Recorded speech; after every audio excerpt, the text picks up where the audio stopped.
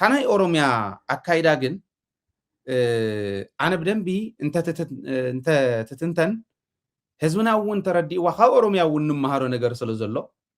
ብስርቱ ዝኸይድ ዝኒሄ ፖለቲካውን ምእንታን ክርዳእና እንታይ እዮም ዝገብሩ ዘለዉ ዝብል ምግላፅ ወሳኒ ኮይኑ እየ ዝረኽቦ ርኢኻ ኣብ መንጎ ሲዳማን ኦሮሚያን ከምኡ ምፍጣሩ ኣብ መንጎ ኦሮሚያን ኣምሓራን ከምኡ ምፍጣሩ ኣብ ኣዲስ ኣበባ ተዓንተ ወይ ትብለ ዝነበርካ ናይ ዕብዳን ከይዲ እንታይ ዝበሃል ለማን ዝበሃል ኣብ ከተማ ከይህሉ ኢላ ከንቲባ ተኣክል ክትዛረብ ከላ ቁፅሪ ሓደ ዘሪእካ እቲ ሶሻል ፋብሪክ ዝበሃል ማሕበራዊ ምትእስሳር ዝበሃል ኣብ ኢትዮጵያ ሙሉእ ብሙሉእ ተወጣጢሱ ተወዲኡ ስለዚ ኦሮሞ ንምሓራ ኣምሓራ ንሲዳማ ሲዳማ ንትግራይ ከምዚ ዝበሃል እተሓሳስባ የለን ተቆራሪፁ ተወዲኡ ኣሎ ማለት እዩ ሶሻል ፋብሪክ እንተተወዲኡ ሓደ ዓይነት ኢኮኖሚያዊ ማሕበረሰብ ግን ብመንነቱ ብታሪኹ በመፃፅኡ ዝኮርዕ ዝኸብር ግን ሓደ ኢኮኖሚያዊ ማሕበረሰብ ክንፈጥር ኢና ኢሉ ይወደግ ተለዓለሉ መንገዲ ተበጣጢሱ ተወዲኡ ሕዚ ለጊብካ ቀፂልካ ሓንቲ ስንዳሮ ንቅድሚት ክተስንድሮ ብዘይትኽእለሉ በፂሑሎ ዝብል እምነት ኣለን ካልኣይ ዕግርግር ብኩሉ ከባቢ እንተተላዒሉ ኣብ ሲዳማ ኣብ ኦሮሚያ ኣብ ሶማልያ ኣብ ካሊእ ኣብ ዓፋር ኣብ ኣምሓራ ከምዚ እንተተላዒሉ ኢኮኖሚ ናይ ኢትዮጵያ ዓንዩ እዩ ጥራሕ ኣይኮነን ታሕዚ ዝተረፈት እውን ተዓኒ እያ ወታደር ሕሰብ ናብዚ ናይ ሲዳማ ናብ ክልቲኡ ወረዳ ክዘሪ ዝኣተወ መከላከያ እዩ ኣትዩ ሕዚ ትማሊ በቅሪ ትማሊ ጀሚሮም ትማሊ እውን ከኣትው ዒሉ ናብዚ መንጎ እዚ ናብኡ ዝኸይድ መከላከያ ነዳዲ እዩ ዘቃፅል ኦኬ ሎጂስቲክስ ንኩሉ ዝኸውን መከላከያ ክተቅርብ ከለካ ሎጂስቲክስ እዩ ዝቃፀል ኢኮኖሚ ናይቲ ዓዲ ድዋዕዋዕ ኢሉ ዝወድቕ ዘሎ ኣብዚ ደረጃ እዚዩ ዘላ ሃገር ስጋኣት ኣለዋ ፋኖ ክመፅእ እዩ ዝብል ስጋኣት ኣለዋ ኦላ ክመፅእ እዩ ዝብል ባዕሎም እውን ይብልዎ ስለ ዘለዉ ኦላን ፋኖን ክመፅእ እዮም ተባሂሉ ክሕሰብ ከሎ ለማኒ ኢላ ክትዛረብ ከላ ንለማኒ ከይመስለካ ሰብስ ምሳኣነ ከምዚ ልምን ጠፊእዎም ከይመስለካ ዋላ እንተ ደንቆሩ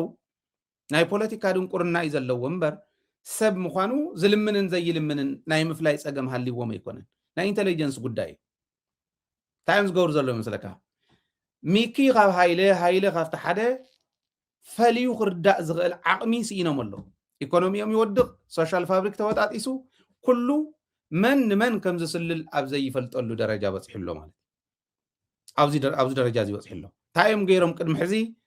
ንሲዳማ ሓደ ተወካሊ ንደቡብ ምዕራብ ዝበሃል ሓደ ተወካሊ ንማእኸላይ ኢትዮጵያ ሓደ ተወካሊ ንናይ ደቡብ ብሄር ብሄረሰባትን ህዝብታትን ትበሃል ዝሓዝ ተሪፋ ዘላ ጉራጌን ካሊእን ዝሓዘት ሓደ ተወካሊ ናይ ኦሮሚያ ናይ ኦሮሞ ብልፅግና ሓደ ተወካሊ ኣለዎን ሞግዚት ይበሃል ሞግዚት ኣለውን ተንክልል ሓደሽቲ ክልላት እየን እሞ ሞግዚት ኣለውን ስለዚ ናይ ሲዳማ ዝምልከት ንሲዳማ ከመይ ጌርካ ኢኻ ናብ ኣሲሚሌት ትገብራ ናብ ኦሮሞ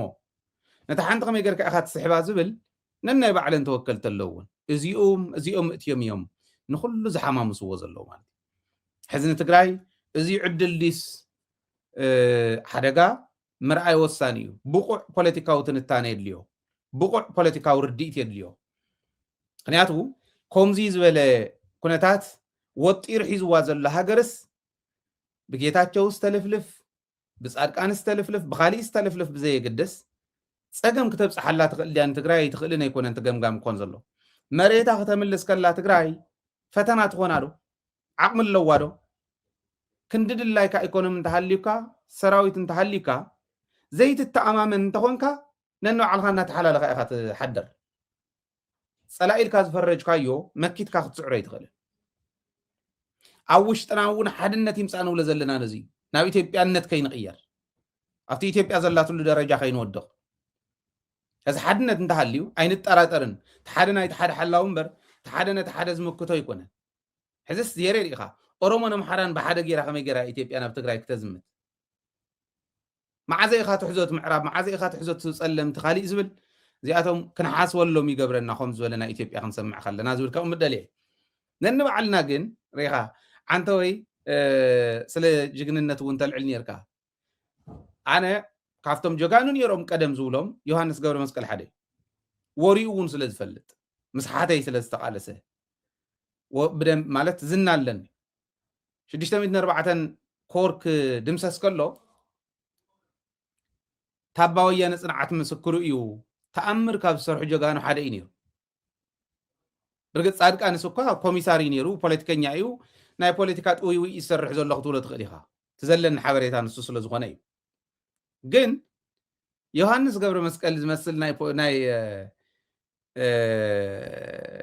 ጦር ሜዳ ጅግና መዓት ዓሰስ ገሰስ ገፊጡ መፅዩ ተሓዚ ክነኣቱ ኢና ትብል ብደንብ ክትምለስ ስለ ዘለዋ ኢለ ሰብሲቡ መፅዩ ሓንቲ ፀፊዒ ተብደው ትግራይ ምስተፀፍዐ ደድሕሪኡ ዝወፁ ክኾኑ ይኽእሉ እዮም በዓል ጀነራል ህንፃ ምናልባሽ በወፃፃ ብግዜ ብዕድመ ጀነራል ህንፃ ይብኡ ነይሩ ወደ ሸብር ይብኡ ነይሩ ሓንቲ ፀፊዒት ምስተፀፍዐ ሒዝዎ ዝመፅእ ዓሰስ ገሰስ ሒዙ ተመሊሱ ነዲስ ኣበባ ድሕሪኡ እንታይ ገይሮም ካብቶም ተኣመንቲ ዝበሃሉ ውፅኦም ደርብዮሞ ኣይትእመንን ኢኻ ንስኻ ኢሎሞ ኣይትእመንን ጥራሕ ኣይኮነን ገዝኦም ካብ ዝተፈተሹ ሰላሊ ካብ ዝተገበረሎም ውሽጢ ሓደ እዩ ናይ አብርሃም ገዛ ተፈትሹ ይትፈልጥ ትኾን ኢኻ ናይ አብርሃም ገዛ ተፈትሹ በዓለ ተኽልቲ ሃይለ ስላሴ ተኣሲሮም እዮም በዓል ዞም ሕዚ ክንወዳደር ኢና ቀንጫ ሓቂ ዶ ቁንጫ ሓቂ እናበሉ ዝኸዱ ዘለው ቆልዑ ተኣሲሮም በዓል ይስሐቅ ገለመለ ሚኪ ተስፋይ ዶ ገለ ዝበሃሉ ተኣሲሮም እዮም ኩሎም እዚኦም ዘይተኣሰረ ሰብ ይነበረ ሙሉ ነጋ እውን ናይ ገዛ እሱር ገይሮም እዮም ኩሉ ነገር ገይሮም ዮሃንስ ገብረ መስቀል ግን እስካዕ ሕዚ ዝዛረቦ ዘሎ እዚ ኩሉ ዝገበርዎ ኣዲስ ኣበባ ከምዚ ገይሮሙና ይበለ ተጋሩስ ክመፁ ከለው ክርሽኑኒ ሓሲቦም ነይሮም እዮም እዩ ዝብል ኣነ ሰብ እንተሰምዓ እውን ደስ ይብለኒ ንጌታቸው ንታደሰ ንደብረፅዮን ንፈትለ ኣዲስ ኣበባ እንትኣትዉ ካብቶም ክርሽኑ ሊስት ተገበርኩ ሓደ ኮይ ግን ኣነ ንስ የሆነ መሕሰብ እየ እንታይ ገብረለይ ሓደ ይኹሉን ኣዲስ ኣበባ ከምዘይኣቱስ ይነግሮም እውን ነይረ ብለካ ኣለኹ እቲ መንእሰይ ይሁዳን ሕዝስ ኣዲስ ኣበባ ከምዘይኣቱ ይነግሮም ነይረ ይብል ኣዲስ ኣበባ ምእታው ንትግራይ ነፃ ተውፅእ እንተኮይና ካብ ኣዲስ ኣበባ ኣባመይሶም ተቐበልናኩም ኢሎም ሽልኽ ኢሎም ወፂኦም ክቕበልዎም ክዳለው ነይርዎም እንተዝኽእል ነይሩ ከምኡ መገበረ ንሕና ኣዲስ ኣበባ ምእታው ዝበሃል ዕላማ ዝነበሮ መራሒ ነበረና ኣነ ይፈልጥን ኣዲስ ኣበባ ምእታው ኣይኮነን ኣብ ዓጋም ተፀግዐት ቆልቋል ኮይንና ክንነብር ከም ዘይብልና ግን ዮሃንስ ገብረ መስቀል ባዕሉ ሰቢኹ 81 ዓመተ ምህረት ብደንብ ታሪክ ኣለኒ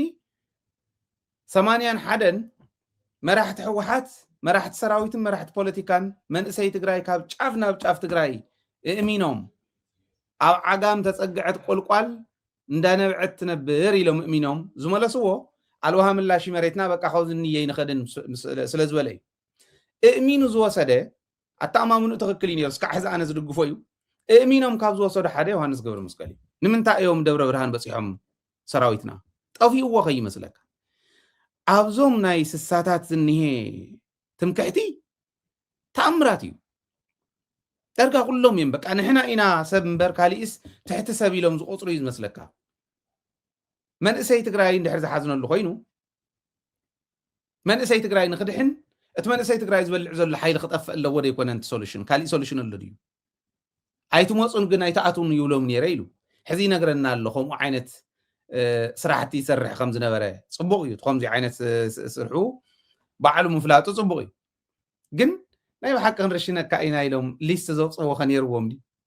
ሕወሓት ከምኡ ይትገብር ይገርመካ ይትረፍደናታ ምሩኻት ነቶም ዝጨፍጨፉና እኳስ ከመይ ገይሮም ሒዞም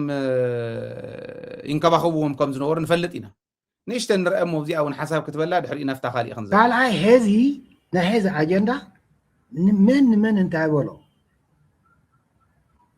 በቃ ናይ ሰብ እውን ኣይኮነን ትዝሓቅቕ ዘሎ ኣብ ቅድሚ ዓይንኻ ገዲፍካ ዘብ ኣዲስ ኣበባ እኒኦም ኮይ ሓቅቕ እዩ ዘሎ ኣዲስ ኣበባ ክነግረካማ ከይግፈፉ ሕዚ እውን ትቤሌፍ በቃ ውንዚፈዶ ተዓቂቐ ደላ ትመፀና ኣላ ኢሎም ዝበርሱ መናእሰይ እኒው ኣብዚ እኳ ክንቅበሎም ኣይከኣልናን ሓኒቆም እኳ ሒዞም እኒው እዚ በብኔትወርኮም ኣነ እዚ 6-7 ግዜ ኣኼባ ሞኪረ ሓደ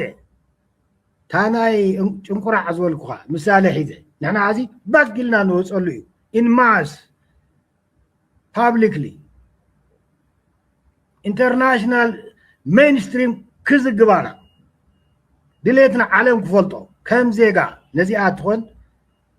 حانت قص استراتيجية قميتنا سرحتها فينا موبلايز نقوله كان ايتي نحن حنقبله نتقرا ندساوا يبرسلو حزم متاق يعمل كان توايلي اسر موضعي سئن نادساوا صرجا لماني كحواتي ازي اتا بوينت ناي ادانج سللت يوم لما انت يكون انتم لمنتي حزمت زلو نادي سابا صرجا بلمان مولي زولو زلو يوحنس ገብረ መስቀል باي ذا واي ናይ ሰብ يكون እንሰርሕ ዘሎ አራዊት እውን ይሰርሑ እንትሕዝ ዝገብርዎ ዘሎ ብጣዕሚ ዝሕዝን እዚኣቶም ህዝቢ ትግራይ ጽናዕ ንሕና ፈረኽረኽ ኢልና ይኮናን ደርጊ ስዒርና ንሕና ፈረኽረኽ ኢልና ይኮናን ኣብዚ ኣብፂሕናካ መንእሰይ ትንሕና ዘጉደሉናዮ መልእ ነገር ግን ፈረኽረኽ ይትበል ፈረኽረኽ እንተይልካ ጸላኢ ክውሕጠካ እዩ ክመጽእ ንሳ ስለ ዝኾነታ ናይ ጸላኢ ዕላማ ኣይብሉን ካብ ዮሃንስ ገብረ መስቀል ንላዕሊ ግን እዚኣ ዝፈልጣ ሰብ የለን ሃይለንድ ዝብላ ዘለኹ ኣይተፈጠርኩን እውን ከምኡ ክብሉ ከለዉ እዚ እናበሉ እናላዓሉ ክወስዱ ከለዉ ኣነ ኣይተፈጠርኩ ጠፊእዎ ከይመስለካ እንታይ ይብለካ ኣሎ ይመስለካ ተረዲእካ እንትኾንካ ኢንተርናሽናል ኮሚኒቲ ክፈልጥ ምእንታን ይሰድዎ ኣለዉ ይብትንዎ ኣለዉ ከይገፍዎስ ኣምሊጥ ይመፅእ ኣሎ ዝብልስ ሜይንስትሪም ሚድያታት ክዝግባ ንግበር ኢንተርናሽናል ሚድያ ክትፈልጥ እኮ መሬቱ ተሓዲጉ ትግራዋይ ተፈናቂሉ ትግራዋይ 1.1 ሚልዮን ተፈናቀለለን ሓዘውን ህዝቢ ይመውት ኣሎ ይውዳእ ኣሎ ህዝቢ እናተወድአ ከፊሉ ዝበልዕ ከፊሉ ደቂሱ ዝርኢ መንግስቲ ኣለና ናይቲ ሃገር ስለዚ ትግራይ ተሓገዝ ኢልካ ምስራሕ ይከኣል እንድዩ ሓንቲ ገዛ ክልተ ገዛ 3-4 ፎቅ ዋላ ይኹና እሞ ነዚአን ንክሕሉስ ንህዝቢ ትግራይ ከመይ ገይሩ ከም ዝቕልዶ ንርአዩ ዮሃንስ ገብረ መስቀል ማለት ግን ትማሊ ሬኻ ትዕድ መስኡል እንዳቐፀለ ይኮነን ዝኽእል እናተወደአት እያ ትኽእል ትማሊ ጅግንነት ዝሰርሑ ሰባት ከምዚኦም ተባላሾም ዘለዉ እዩ እታ ዋና ነጥቢ ክትኮን ዝነበራ ግን ንዓይ ዝመስለኒ እዚኣ እንግደካ እሞ ንስኻ ክትቀፅል የወርግስየ ውነ ዘሎ ዶሎ ምህርስየ ውነ ዘሎ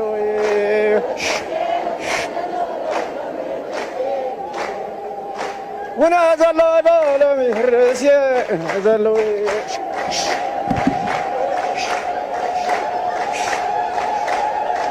መግለፂ ክኣትን ኣብቲ ሓሳበይ እቲ ዝኒሄ ሕጂ ዕፅዋን ክባን ዝበሃል ዘሎ ከመይ ጌርና ኢና ክንፍንፅሕ እዩ እቲ ጉዳይ ድሕር ደቅና ኩላህና ደጀንን ግንባርን ዘለና ኩላህና በብዚ ዓቕምና እንተተሳቲፍና እቲ ክንስዕር ንኽእል ክንፍንፅሕ ንኽእል ዘይተቃለሰ ክቃለስ ኣለዎ ዝተቃለሰ ክጸንዕ ኣለዎ ፈተኽተኽ ክብል የብልን ከምኡ እንዳገርና ይኮናን መፂና ከምኡ ጌርና ይኮናን ተዓዊትና እሞ ኣነ የቐኒ የለይ ትግራይ ትስዕር እዚኣ እያ ገባር ትግራይ እዚኣ ይብል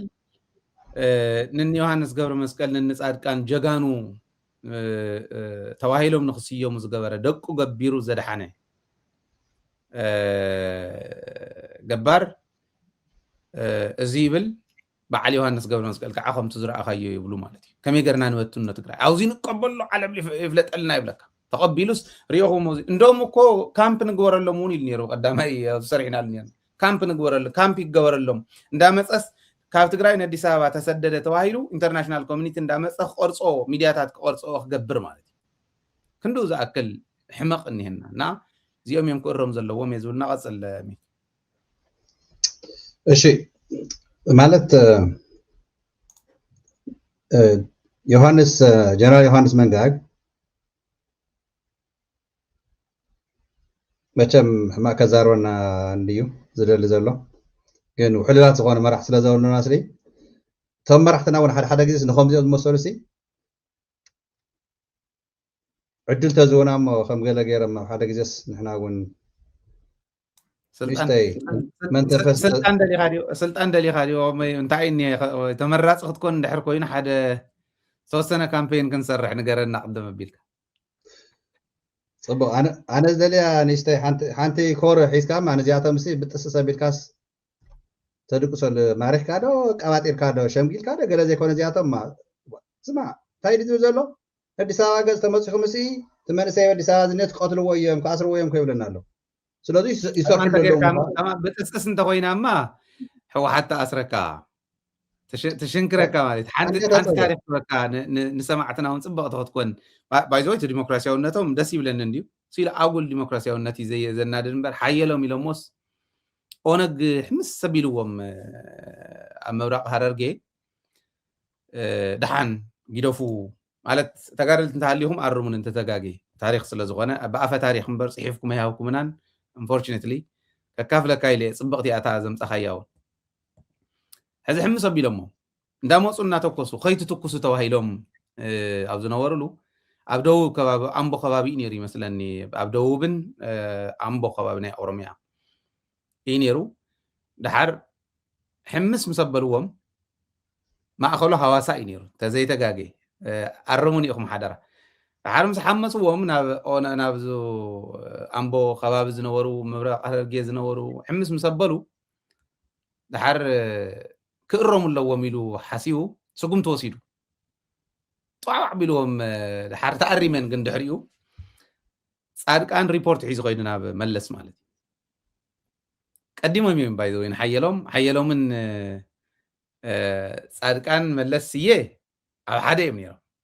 ናብ መለስ ሪፖርት ሒዙ ከይዱ መለስን ሓየሎምን ክቃረሓኑ ካብ ዝገበረ ሰብ ፃድቃን እዩ እዚ እውን ይገብር ስለ ዝነበረ ሓየሎም ያው ትርጉም ዘለዎ ስጉምቲ እዩ ከም ትሪኦ ኣለካ ፀላእ ተባሂሉ ዝተፈረጀ ግን ተዓገስዎ ህዝቢ ኦሮሞ ንምሓዝ ዋላት ንኦነግ ዝድግፍ ጥራሕ ንምሓዝ ተባሂሉ ኣብ ዝተዋሃበሉ እዩ ኣብኡ ዝተሰውኡ ሓትና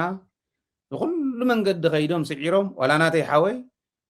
ደርጊ ምስ ተሰዓረ እዩ ሓራ ምስ ወፃና እዩ ድሓር ተሰው እዩ እና ከምዚ ዝበለ ነይሩ እዩ ትክክል ኢኻ እቲ ኢሞሽን ይርዳእኒ እዩ ግን በጣጢሳ ክትብል ከለኻስ ሕወሓት ከይተኣስረካ ኢለ እንተሎ ንሓየሎም እቲ ዝነበረ ስጉምቲ እንታይ ከም ዝነበረ ብዙሕ ምዝራብ እንተዘይተደለየ ናብ ከምኡ ኣውፂሕዎ ነይሩ ታሪክ እውን ቀልዲ ምስ ቁም ነገር እውን ክኾን ኢለ ናቐፅለ ሚክ ይቅርታ እቲ ፍትሓዊ ምዃኖም እኮ ሓደ መብዛሕትኡ ግዜ እኮ ኣነ ይርደኒ ዳሕራይ ሸኩልና ንሕና ክንገብሮ እንደልን ወይ ድማ ናብ ስምዒት ንኣትወን ህዲ ኢሎም እቶም ለባማት መራሕትና ኣሕዋትና ባይ ዘ ወይ ኣነ ትደስ ዝብለኒ ሲ ሓደ ዘ እውን ትግራይ ክከተሎም ከምኡ ኢለ ይዛረብ እንድየ እንትደስ ዝብለካስ ብህሊ ከይምልሱልካን ባይ ዘ ወይ ብጣዕሚ ኣነ ዘመስግኖም ዋላ እቶም ሰራዊት ኣመራርሓ እምበር ትትዕግዝቶም እዩ ኣነ ዝገርመኒ ማለትስ ስማ ኣብ ትግራይ ዝኒሄ መሪሕነት እኮ ዘይተፀረፈ የለን ዘይተናሸወ የለን ግንስ እቲ ዘለዎም ዓቕሊ ፅቡቅ እዩ ግን ከዓ የመና ዓቕልን የመና ይውህና የመና ዲሞክራሲን ኣነ ኣብ ሰላማዊ እዋን ብጣዕሚ ምቹው ኢናይ ፅቡቅ እዩ ኢለ ይኣምነሉ ይድግፎ ኣብዚ ሰዓት እዚ ግን ካብ 2012 ህዝቢ ትግራይ ቅድሚ ኩናት ካብ ኣዲስ ኣበባ ሓንቲ ነገር ከይተኣቱ ንትግራይ ዓፅዮም ኣብ ተፈላለየ ቦታታት በተለይ ጎንደር ዝነበረ ትግራዋይ ኩሉ ትግራዋይ ተባሪሩ ተቐቲሉ ሃፍተ ገነት ተወሪሩ 1.2 ሚልዮን ተወለድቲ ምዕራብ ሰዓት እዚዩ እናተሳቀዩ እንዳሃለው ሲ ናይ መንጋግ ዘዛርቦ ዘሎ ሰዓት ሲ ክርስቲያን ተባሂለስ ኣበይ እሞ ማለትስ ኣነ ሓቀየ ከምዚኣቶም ዝመሰሉ ኣነ ይብለካ ኣለኩ ሒዙን ክደግማ እየ ኣብ ዝኾነ ኣብቲ ባይታ ኮይነ ዝኾነት ሓንቲ ንምንታይ 200 ወታደር ዘይኮኑ ሰራዊት ቲዲኤፍ ዘይኮኑ ሒዘ ነዚኣቶም ኣርግፍ ተብሎም ከም ቆፅሊ ድሕሪኡ ዋላ ክሳደ ዘይቆርፅ ሕወሓት ከመይ ትገብር ተኣስረካ እያ ግን ካብዚ ዝሰርቃን ይቕተል ይመርፅ ምክንያቱ ነዚኣቶም ሲ ደም ህዝቢ ትግራይ ዝመጥመጡ ጨካናት ትማል እኮ እቲ ጅግንነት ናሃቶም ጀጋኑ ዝኾንዎ እኮ ጀጋኑ ተሰውዮም ኮይኖም ንሳቶም ጀጋኑ መራሕቲ ኮይኖም ሳሞራስ ጅግና ደይኮነን እዩ ነይሩ ማለት ቶም ካልኦት ግን ነቶም ብፆቶም ን10 ዕስራ ንምንታይ ኢና ስኢና እዮም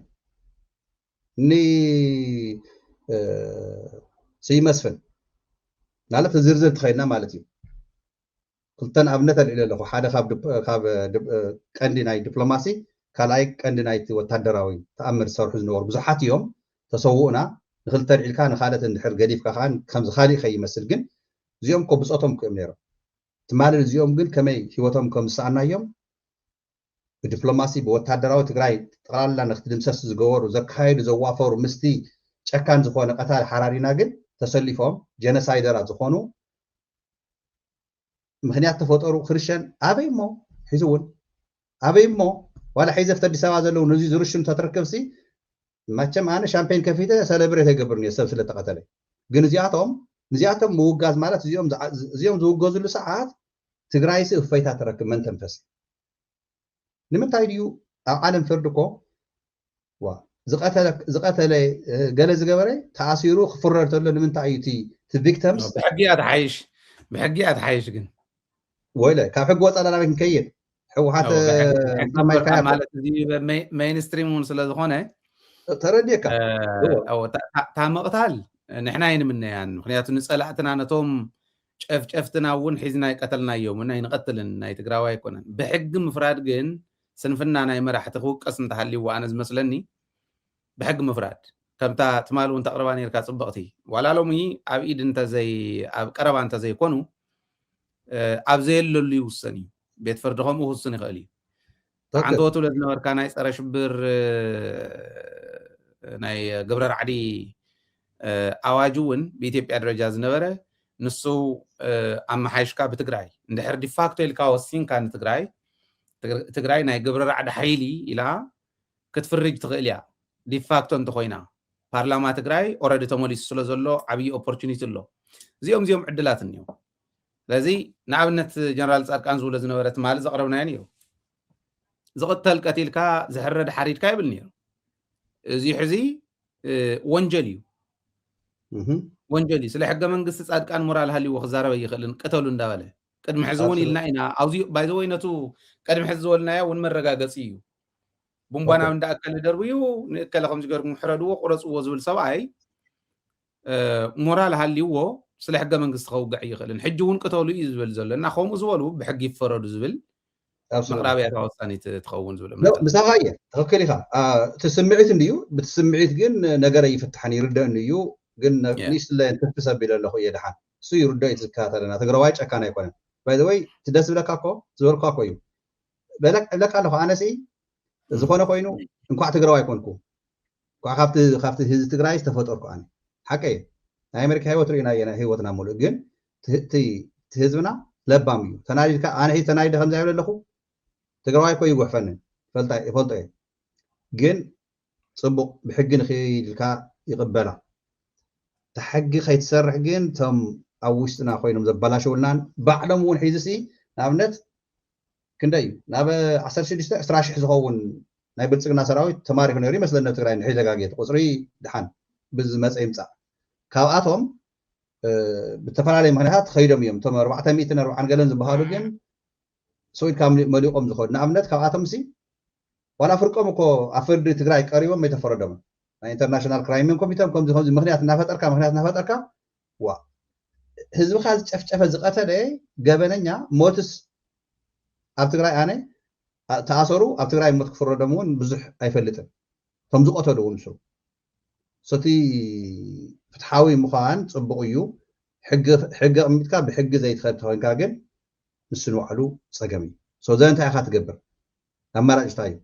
ማለት ናብ ንስኻ ኣሸባር ክትከውን ማለት ኣይኮነን ሕገ ደንቢ ግን ሒዙ እውን እታ ዝበልካያ እታ ምችውት እንታይ እያ እቶም ኣብ 4 ኪሎ ኮይኖም ዝንቁ ዘሎ ወይ ዝነውሑ ዘለው ናይ ጀነራል ታደሰ ወረደ መኮስተር ክሰርቃ ተቃሎ ከመክለባት ሒዝ ተፈትሖም ዝነውሑ ዘለው ኣዲስ ኣበባ ኮይኖም እዞም ዝኽሓዱና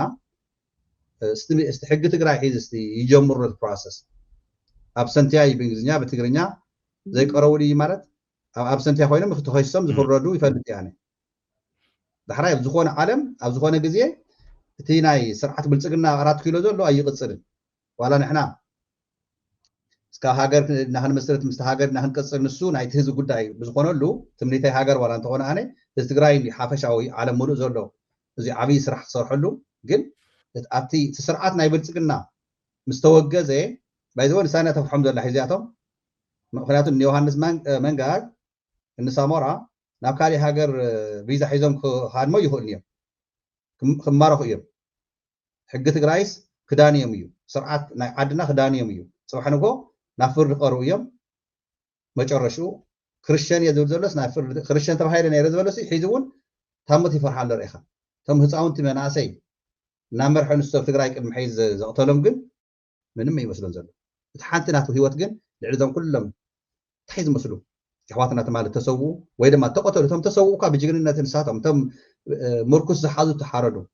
እተን ደቂ ኣንስትዮ ዘደፈራ ግን ብዚኦም ሰንኪ እየን ብልፅግና እንታይ ድዩና እቲ ዝመርሖ ዘሎ ኣካል ደቂ ኣንስትዮ ትግራይሲ ብሰውእት እየን ተደፊረን ናትና ሰራዊት ግን ብካራ ተደፊሮም ኢሉ ከምፔር ከምስ ደናቆም ምዃኖም እዚኣቶም የርእየካና ትክክል ኢኻ እቲ ካብ ሕገወጥ ናይ ስምዒት ጉዳይ ከም ስለ ዝበልና ብኡ ይትግበር እዩ ማለት ኣይኮነን ብተጋሩ ተተግቢሩ ይፈልጥን ንቐፃሊ ግን ተካይዳ ናተ ናይ ሕገ ደንብ ንባዕሉ ክነመዓራርዮስ ክንክእል ኣለና የመና ፍትሓውያን ኣብ ማለት ኣብቲ ሰላም ግዜ ኣብቲ ኩሉ ነገር ተመቻቸወሉ ግዜካ ወሲድካ ኩሉ ነገር ርኢኻ ትገብሮ ጉዳይ እዩ ኣብ ከምዚ ሰዓት ግን ሓደ ስጉም ትወስደሎም ግን ሕግና እውን ክመሓየሽ ኣለዎ ኦፍኮርስ ማለት ኢንተርናሽናል ራይት ኣሎ ንሱ ግን መን ይኽተሎ ኣሎ ስለ ይተኸተልዎ ይንኽተሎን ማለት ኣይኮነን ግን ህዝብካ ዝጨፍጨፍ ህዝብካ ዝቐተለ ግን ኣብ ዝማረኽካዮ ሰዓት ብኣየር ኣሳፊርካ ኮንካ ትሰዶ መሊስካ ኣብቲ ዓድካ ትፈርዶ ነቲ ህዝብካ መርኣያ ትገብሮ እቲ ኣየር ዝደብደበ ንባዕሉን ኮሪእናዮ እኒ ዮሃንስ መንጋግ ንሳሞራ ፅባሕ ንጎ ዕድል ተረኺቡ ብትግራይ ተማሪኾም ነዚኣቶም ምቕረይ ተሓቲቶም ዓበይቲ እዮም ተባሂሎም ጀጋኑ ስለ ዝነበሩ እንድሕሱ ኢልካ ሰዲድካዮም ትፀገም ናሃቶም ኣይኮነን ናትና እዩ እቲ ቀንዲ መልእኽተይ ክሰድድ ዝደልና ናይ ዮሃንስ መንጋግ ግን እንታይ ሞ እዩ ማለትስ ትጅግንነቶም ሲ ኩሎም ጀጋኑ ነይሮም ሓቂ ጌታቸው እኮ ዝሰርሑ ስራሕቲ እኮ መዓት ኮዩ ነይሮ ትግራይ ንዓለም እኮ የንቀጥቅጣ ነይሩ ኣይኮነን እቲ ዝዛረቦ ነበረ ዘራታት ንብልፅግና ክንዲ ጌታቸው ዝፀረፈ ንኣብይ ኣሕመድ መቸም የለን ኣብይ ክንዲ ጌታቸው ረዳ ዝወረደ ከዓ ነየይ ኣብ ኣዲስ ኣበባ ሰዓት እዚ የለን እዚኣ እያ يب ንምልኣኽ ከመይ ገይሮም ከም ዝገልፅዎ ኣቦይ ስብሓት ሓደ ግዜ ምስ ያየሶፍ ሽመልስ ቃለ መሕተት ገይሮም ዝገለፅዋ ንርኢ እሞ ነዚኦም በዚኣ ክንዓፃ ኢና كأدرسان تلالاكي كهونو لكن هو تطيع تلالاك